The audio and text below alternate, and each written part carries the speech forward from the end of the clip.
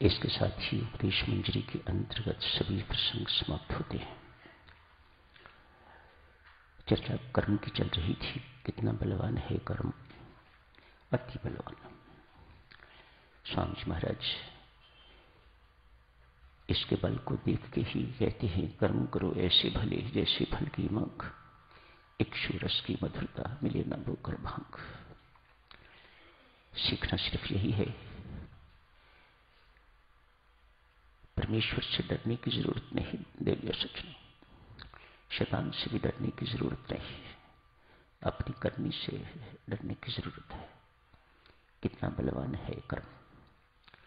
बंदा बंदा जानता है परमेश्वर सर्वसमर्थ है, सर्वशक्तिमान है, मानो सब कुछ करने में समर्थ है, कुछ भी कर सकता है। यहां तक भी कहा जाता है कि उसका विधान शास्त्र उससे बड़े नहीं है। हम ऐसा मानते हैं, वे ऐसा नहीं मानता, अपने विधान को उच्च मानता है। विधान शास्त्र इनको अपने से बड़ा मानता है, मानो इनकी इज्जत करता है परमात्मा। इसी ढंग से कर्म की भी, कर्म सिद्धांत किस प्रकार का है।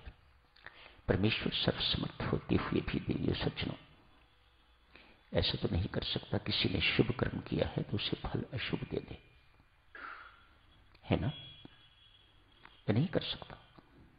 सर्वसमर्थ है, सर्वशक्तिमान है, जो चाहे कर सकता है। लेकिन किसी ने कोई भला काम किया है, उसके बदले उसे दुख दे, ऐसा वह नहीं कर सकता।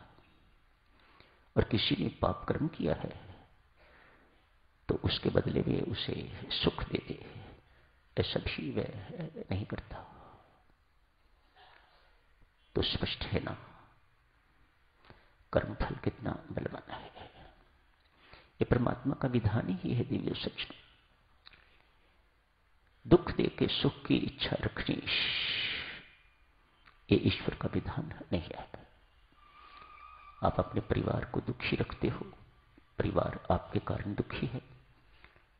दफ्तर जहां आप काम करते हो वे आपसे दुखी हैं, और बदले में आप सुख की अपेक्षा करो, तो ये परमात्मा का विधान नहीं है।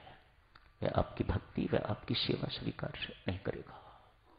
ये परमेश्वर का विधान है, इसका वह पूरा आदर करता है। अनुभव साक्षी है कि ऐसा वह करता है, ऐसा होता है।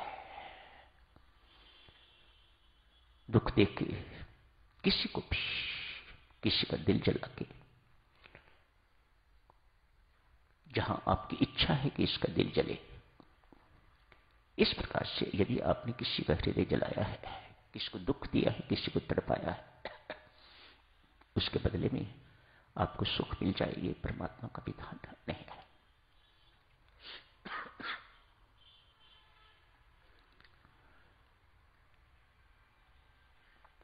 फल बदल नहीं सकता परमात्मा। तो यही लगता है कि फल बहुत बड़ा है, लेकिन फल भी तो कर्म के अधीन है, इसलिए यही स्वीकार करना होगा, कर्म बहुत बलवान है। अतएव कर्म करो ऐसे भले जैसे फल की मांग। स्वामी जी महाराज की ये पंक्तियां सदा याद रखने योग्य। आइए साधक कुछ एक दृष्टांतों के माध्यम से देखें। जैसी करनी वैसा फल, आज नहीं तो निश्चय कल, कोई दो राय नहीं इसमें। फल तरह तरह का है। एक तो इस प्रकार का, आज रात आपने कोई गंदी चीज खा ली,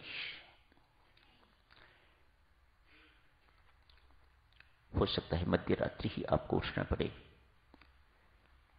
उल्टी के लिए, वॉमिटिंग के लिए दस्त लग जाए। ये उस कर्म का तत्काल फल है। ये तो थोड़ी देरी लग गई, ऐसा भी होता है। कभी ऐसी चीज भी खाई जाती है कि तत्काल वॉमिटिंग हो जाती है, कर्म का तत्काल फल।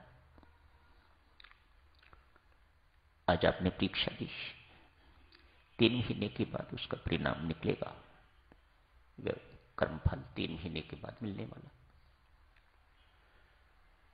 फल की अवधि दिव्य सचनों परमेश्वर के अधीन ही है। कब, कहां, कितना, क्या फल देना है, सब उसके अधीन है। एक पौधा 3 महीने के बाद ही कुछ खाने को देता है, दूसरा 1 साल के बाद देता है, तीसरा पौधा है कोई वह 5 साल के बाद देता है, सेब का पौधा है 10 साल के बाद फल खाने को देता है। ये तो यहां की चीजें हो गई हैं। कुछ ऐसी चीजें भी तो होंगी जिसका फल इस जन्म में संभव नहीं, तो फिर अगला जन्म लेना पड़ेगा। और ये सत्य है, ये स्पष्ट दिखाई देता है हमें। सो यही मानना पड़ेगा कर्म सिद्धांत के अंतर्गत, जैसी करनी वैसा फल। आज नहीं तो निश्चय कल अगला जन्म भी हो सकता है, उससे अगला जन्म भी हो सकता है। परमेश्वर सजा नहीं देता देवियों सज्जनों, उसके विधान में अत्याचार अन्याय नहीं है। वे मात्र हमारे लिए व्यवस्था करता है, जो किया है उसके फल का भुगतान इसका हो जाए ताकि इसका कर्म कटे।